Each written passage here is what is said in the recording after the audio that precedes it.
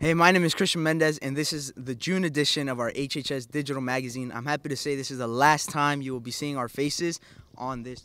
And happy Pride Month. Hate it here.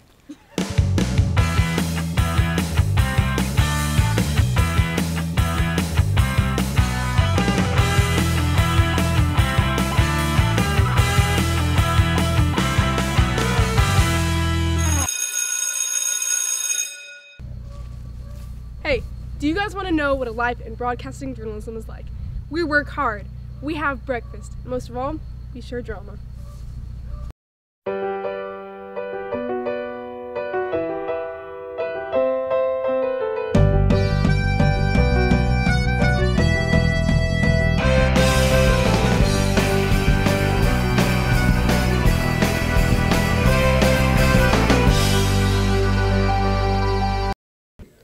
Hey, I'm Christian Mendez, and you're watching a day in the life of broadcast journalism.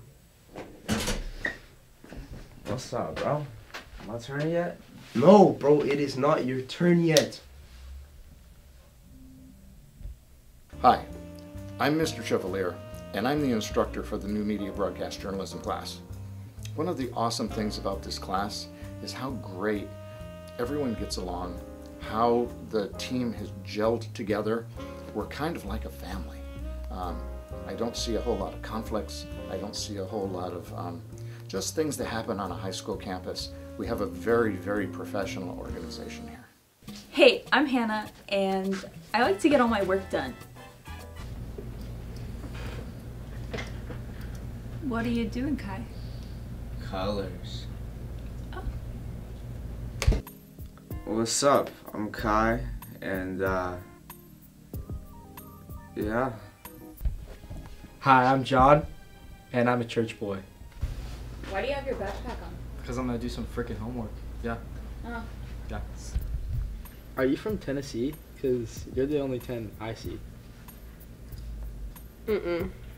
Nice try, loser. But if I'm the catcher, then she's the bases, because I'm not letting anyone steal her. Hi, my name is Laurel, and I'm the reason why we have breakfast every day.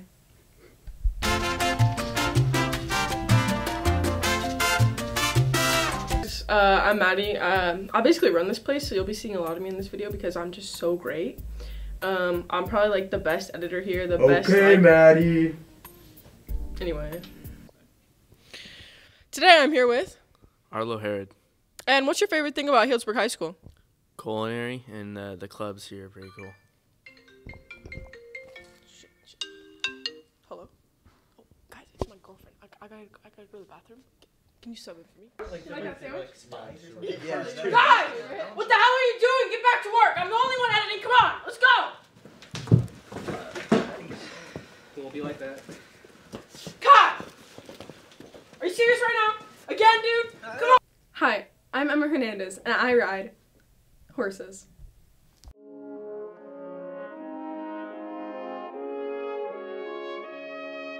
What's up? My name's Andrew. I'm the bad boy of the class. You know, in this class, we get shit done.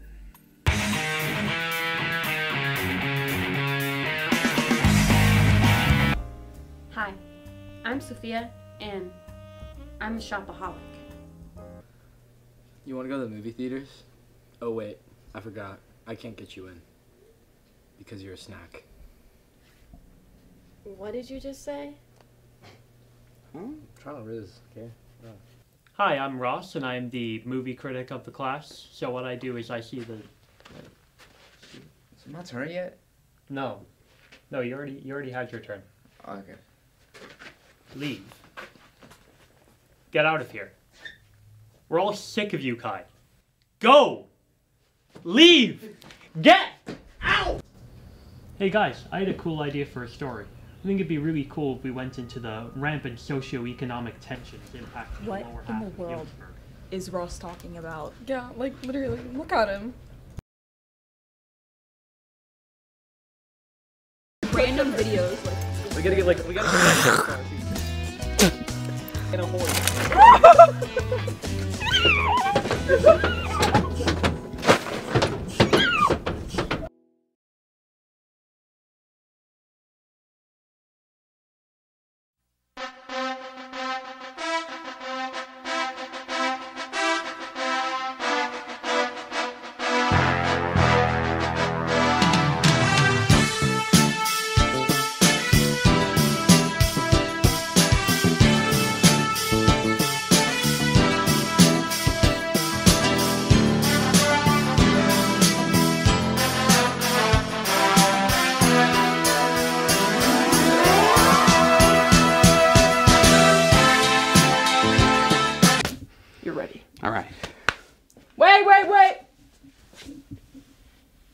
Now you're really ready.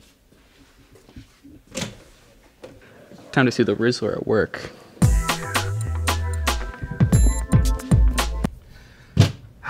My God, why did I sign up for this? I've had a really good school year. Really? Me too. Yeah, what was your favorite memory? My favorite memory is probably going to the playoff game for volleyball. And now let's see what everybody else's favorite memory is.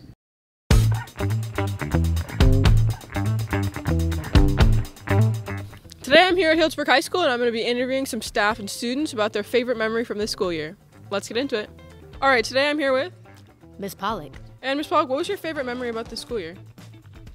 When my 4th period class brought a taco truck for my birthday. I really liked the winter formal rally. I thought it was fun because, you know, our school is so small that I felt like a fun community event, and like I get to know people who go to the school better at the rallies. I feel like I get to see who these people that I don't really know who they are, and I get to actually know their names. And I liked when there was the competition for the best proposal. When I took the full-time job and I got to be here more with the kids all day, and that was a good move by me. And I like being around all you guys all the time, so that was it. Probably the Rebit rallies and games. What was your favorite part about that? Junior internship presentation night was pretty good. Who do you think was your favorite? All of them. All of them. They were all good. I enjoyed doing it. I enjoy it every year because I see juniors that were once freshmen now being young adults. Probably joining cross country because it was really fun, even though it was after school. At the Rebit rally when they did the students versus teachers and Itzel ran over Mr. Parnay. My favorite memory from this school year was probably our really fun times in broadcast journalism, and just like filming in that class, and the video we're currently making about that class is just really funny. My favorite memory from the school year is meeting a lot of new people and getting my driver's license for sure. Yeah, those are my favorite memories because I just absolutely love it here. I love school. I love coming every day, ready to learn. And now that I have my license, I can drive around my car. My favorite memory was going on an FFA conference called MFE and ALA and getting on some random kids' shoulders. Probably like playing football with all the people. It was like a new experience for me, and hanging out with people other than my friends is pretty cool. I wouldn't say our favorite memory, but probably our most memorable memory was when we both lost the election for senior class president and vice president to write-in candidates. Yep, that was a good one. I enjoyed taking the ag program because I get to spend time with the animals and just hang out and have fun. Cool, thank you.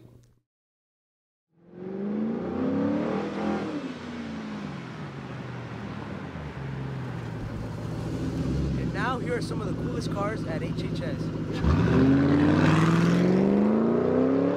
Hey, my name's Charlie, and this is my 1988 Ford F-250.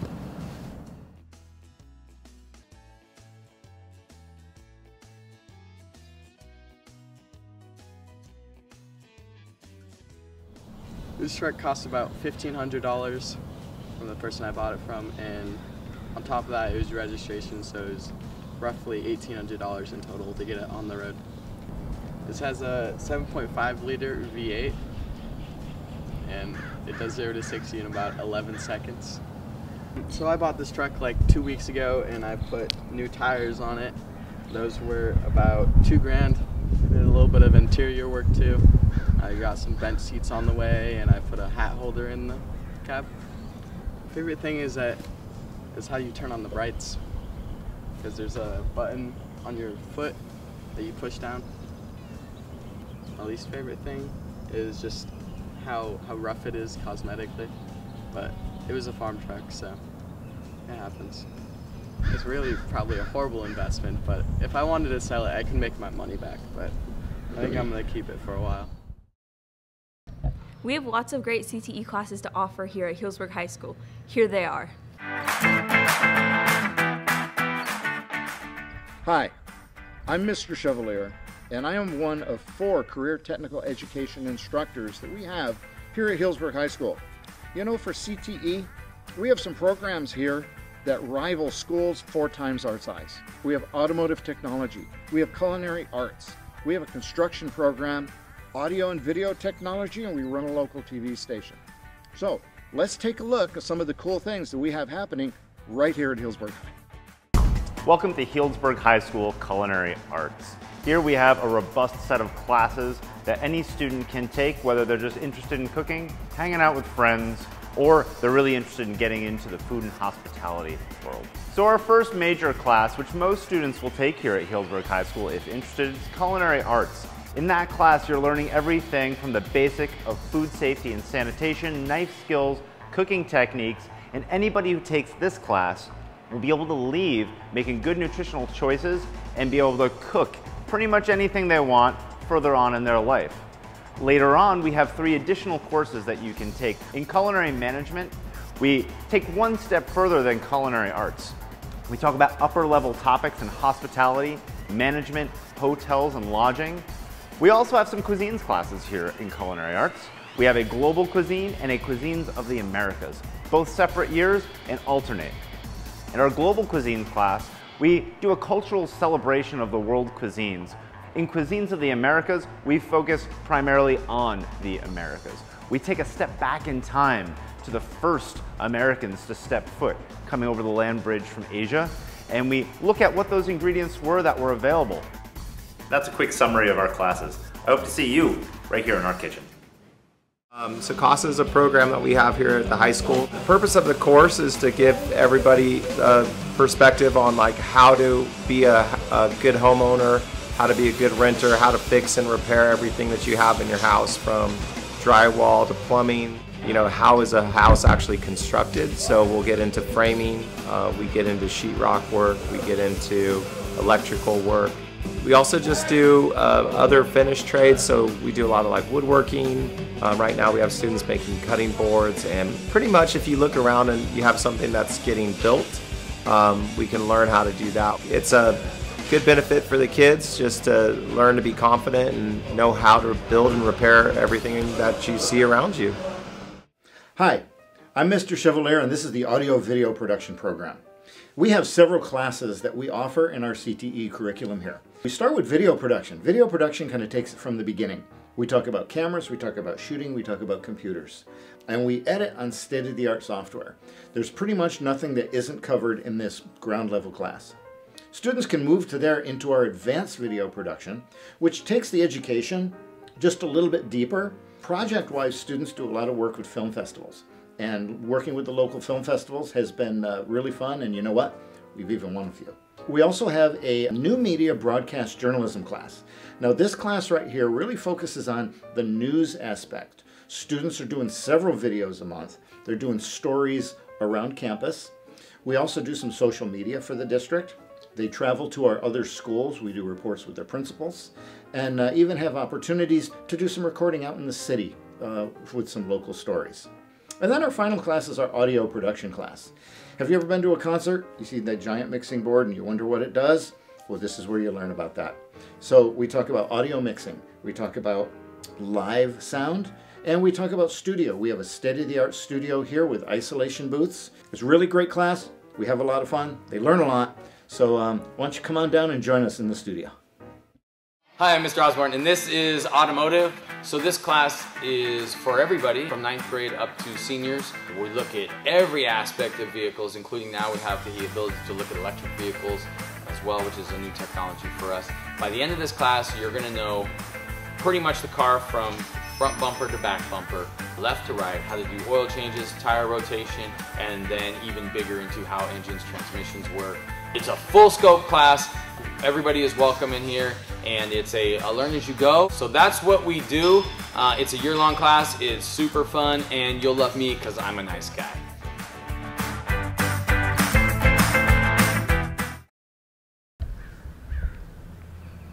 Ross, are you all right?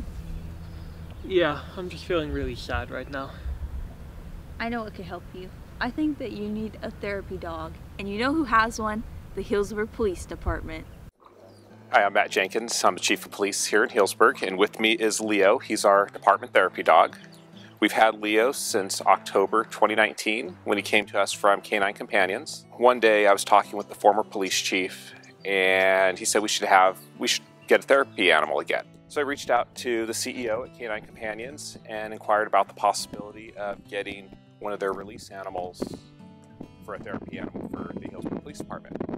So his first real work as a therapy animal for the police department was that week when the entire city was evacuated, and our staff in the police department was working around the clock to make sure that the city was secure as everyone had been evacuated from their homes.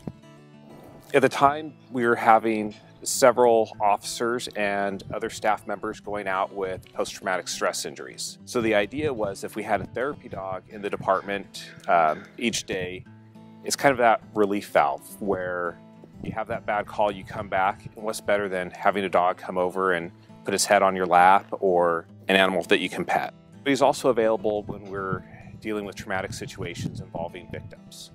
That if they're either child victims or victims of violent crimes and they're having stressful incidents, he's available that can come and be with them as well. So the roles between a therapy dog and a conventional police canine are completely different. Leo's role is to provide support for us for our mental health. A conventional police dog, it's either trained for narcotics detection or for apprehension. So Leo's normal day is he comes in for a 9-10 hour shift with me. He'll wander the building, and he's actually pretty receptive at realizing who might want him around and who might be needing some attention. You'll often find him laying in the hallway, just kind of being there around people.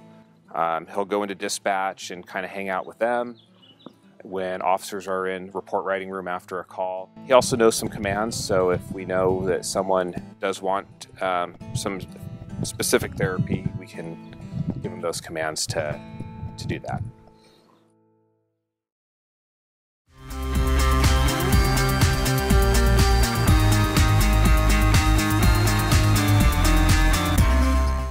Hi, I'm Mr. Chevalier. I'm a teacher here at Hillsborough High School. I don't think I have to tell you that it seems like every day in the news we're hearing about another shooting somewhere. One of our instructors, Mr. Lancaster, did a special project with his students in the city of Hillsborough to bring attention to this tragedy. Back in March, the Raven Theater did a production of that was based on a book called If I Don't Make It, I Love You. It's a quote that was sent by text from a student to her mother when she was hiding in a closet. I believe it was at Parkland during one of the big school shootings. And so this was a book that was published of testimonials from survivors of school shootings, and the Raven Theater did a stage production based on this book.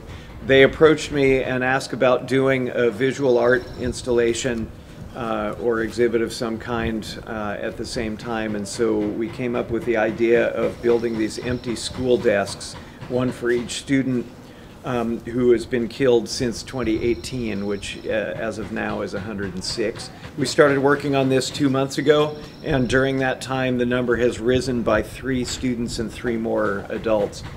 As we finish these, we're including tombstones with the names of the schools on them, and we're planting them out in town right now to kind of raise public awareness about this and keep the conversation going. There's a tendency for these things to happen and everyone gets all up in arms about it, and then within a week it falls away from the news. Nothing is ever done to try to stop these events from happening. And so rather than just letting it fall away and become normalized, we're trying to keep the conversation going for a little bit longer through this public art installation. As soon as they're done, they'll stay out for just a little bit, and then we're going to bring them back onto campus, set them up out in front of the school so that they're all together with the school in the background and some students as well. And then after that, they'll be taken down and they'll move someplace else, but we're not sure yet what's going to happen. So that's what we're working on. Hi, I'm John Wallace, and let's see what some students are doing this summer. I'm guessing you don't have much experience with heat. Nope. But sometimes I like to close my eyes and imagine what it'd be like when summer does. And what are your plans over the summer? Hanging out with my friends and going to the river. And what are your plans over the summer? I'm planning on working and buying the G8, Pontiac G8. That's cool, man. I like to spend a lot of time surfing, that's for sure. So spend a lot of time in the water. I always spend a couple weeks down in Southern California, where I'm originally from. My in-laws live down there in Huntington Beach, so I'll surf up and down the coast there. I plan on making some surfboards. Other than that, read a lot, garden, work on my house, and enjoy life. All right, cool. Thanks, Mr. LJ. My pleasure. I'm planning to go to Mexico with my family. That's cool, man.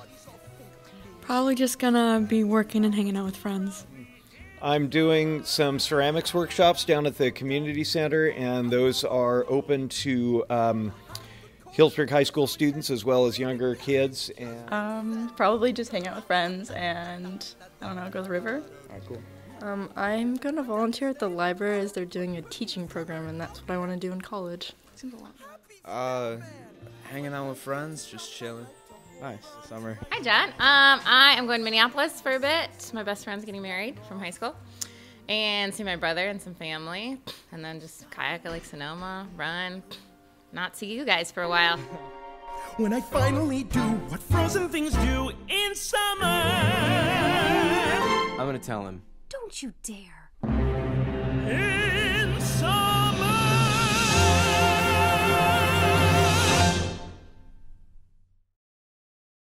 I'm totally stoked to be out here surfing. If you want to see some real good surfers, stay tuned.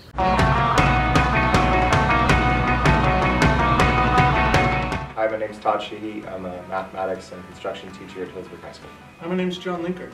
I'm an English instructor at Healdsburg High School, have been for the last 23 years. I'm a surfer. I'm Dennis Ojeda Jones, and I teach English at Healdsburg High School. I'm John Natelli.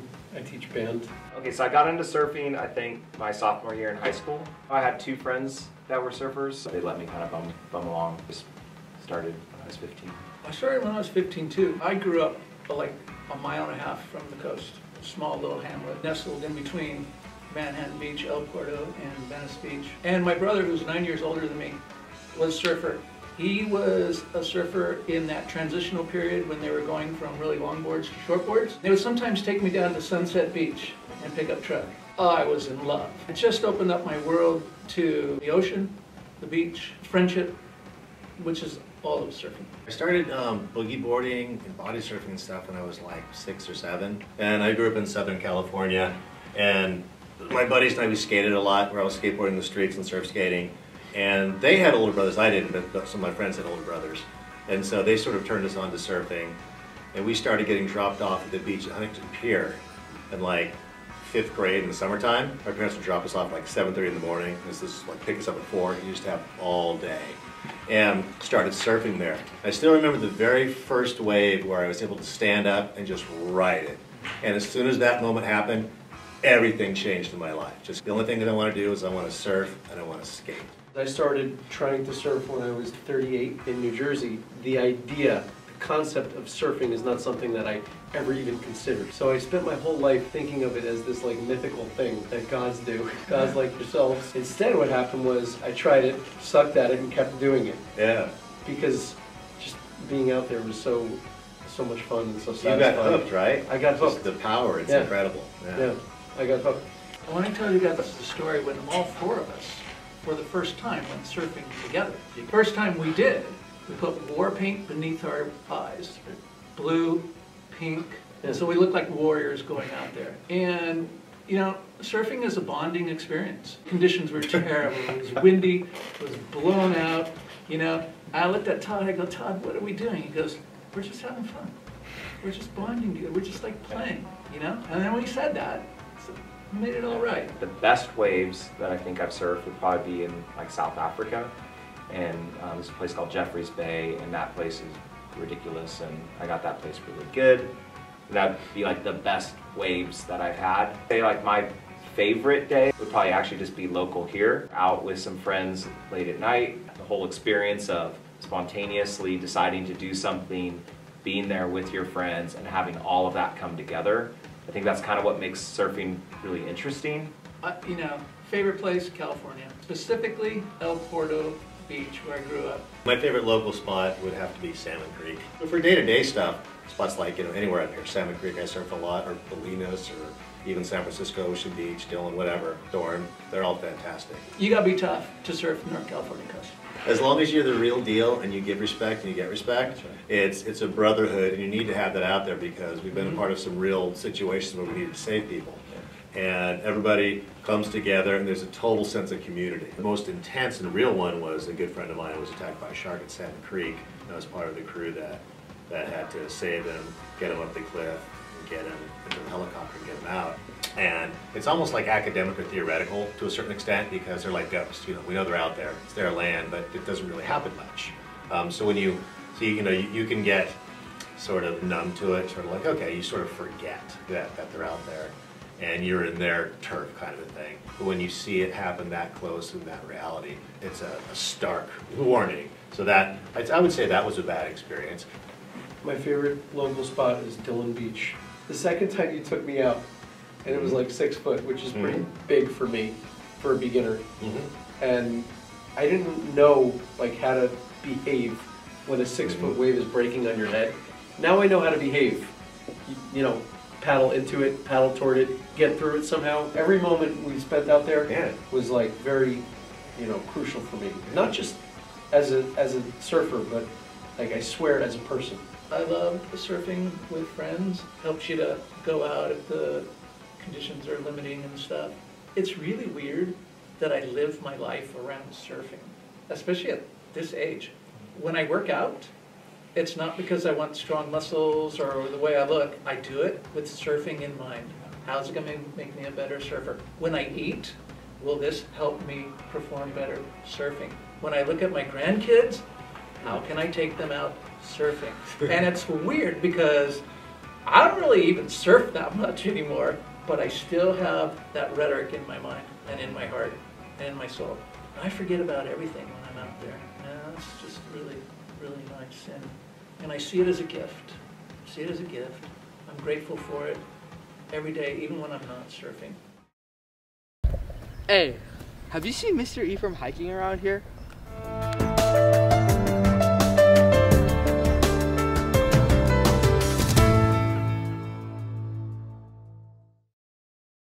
My name is Mike Ephraim, and I am a teacher of math and computer science here at Healdsburg High School. I started backpacking late in high school, but my brother was already going backpacking with the Boys and Girls Club, or the Boys Club at that point. So I started going with him, and then my friend Joel and I started backpacking more seriously when we were about 17, 18 years old. So it's kind of late in the game. He and I actually still backpack together, so we are planning a 40-year anniversary trip on John Muir Trail. But that's where we kind of started, and we've been backpacking together and doing trips just about every summer since 18 years old. I've done mostly in the Sierra, but just lately since I moved to Northern California, Trinity Alps and Marble Mountains. I'd like to explore some other areas. I like the Trinities that they're so rough, and there's no easy trail in the Trinities. It's either up, straight down, and once you get off the main trails, there's just very few people. As a tester to see if we could actually do the mileage for the JMT, was we started at the top of Sonora Pass, parked a car there, and then left another car basically in Tuolumne Meadows and just did the 80 miles of the PCT through that. And it was our test run, and it was great, and that's why we want to keep doing it. I started skiing when I got into UC Santa Barbara. They have what's called snow hydrology. So I signed up for snow hydrology classes even though I was an engineer. And one of the trips was to ski back into the Pear Lake ski hut in Sequoia National Park. I didn't ski very well at the time, but adventure, it was very cool. So it got me hooked. I am not the traditional skier, I'm a telemark skier. So I've been telemarking since way back then. I did ski alpine at first, heels locked, but telemark allows me to get in the backcountry. It combines all the joy of backpacking and all the joy of skiing, because now you're doing the hike, but then you get the downhills for free. It is a feel that you have to experience that you don't get when your heels are locked. So it is more difficult, In backcountry, especially since COVID, has become the next big sport. The equipment is lighter, more people want to get out there, get away from the ski areas. Are you looking for a good place to take your crush on a date this summer? Well, here's some of the best movies to take them to.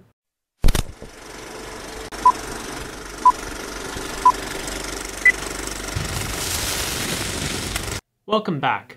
The end of the school year is almost upon us, which means that I will be ending my film coverage for Healdsburg High School. But before we go off into the summer, I wanted to take a look at everything that we'll be releasing over the next few months and let you know what to see and what to avoid. We're going to start on June 9th with Transformers: Rise of the Beasts, which promises to be less audacious than the Michael Bay films of years past, and probably less interesting as a consequence. On June 16th, Pixar releases their newest film, Elemental, which looks to be acceptable fare for families, but in all honesty it's quite likely that it will continue to be trounced by the Super Mario Bros. Movie, which as of recording time shows no signs of slowing down financially. Also releasing on June 16th is DC's The Flash, which looks so terrible and corporate that I refuse to give it any more free advertising. Audiences can do better than this. If you're looking for a real movie after that travesty, on June 23rd, director Wes Anderson's newest film is released, Asteroid City. Fans of the director's previous work will know exactly what to expect here, and will likely enjoy it accordingly. What Asteroid City does have, more than any of Anderson's previous works, is an absolutely stacked cast list of stars. I mean, it's insane. And closing out June, we have Indiana Jones and the Dial of Destiny, which is confirmed to be Harrison Ford's last turn as the iconic character. Will Dial of Destiny prove to be a satisfying end for Dr. Jones, or will it prove to be another Crystal Skull-esque disaster? It remains to be seen. On July 12th, we finally received Mission Impossible: Dead Reckoning Part 1. The long-awaited sequel to the incredible Mission Impossible Fallout looks to be one of 2023's most bold and awesome spectacles. On July 21st, we get what is perhaps the most hotly anticipated movie event of 2023. This is, of course, the same-day debut of Greta Gerwig's Barbie and Christopher Nolan's Oppenheimer. This double feature has everyone talking because of their stark opposition to each other. Which one of them will be more successful? It remains to be seen, although it's safe to say that both will be of a very high quality. Then, on July 28th, Disney releases a new adaptation of the Haunted Mansion ride at their theme parks. This film seems to be aiming for a horror comedy tone and features a great cast of comedic actors, but whether this new imagining of the classic ride will be better than the atrocious 2003 Eddie Murphy film of the same name remains to be seen. Finally, we move into August. On August 4th is Teenage Mutant Ninja Turtles: Mutant Mayhem, which looks to be bringing the iconic Turtles into the new generation with the 2D, 3D animation style popularized by Into the Spider-Verse. Much of the actual content of the film remains to be seen, but the animation looks absolutely stunning. Finally, the last movie of the summer will be DC's Blue Beetle on August 18th. If you're still somehow invested in every single major superhero movie that gets released, good for you. Here's another one. If you want my recommendations for the summer, I'd especially check out Asteroid City, Barbie, Oppenheimer, and Mission Impossible. And I'd avoid soulless, unimaginative fare like Transformers, Blue Beetle, and The Flash. Everyone has their own opinions on film though, so go see what you like.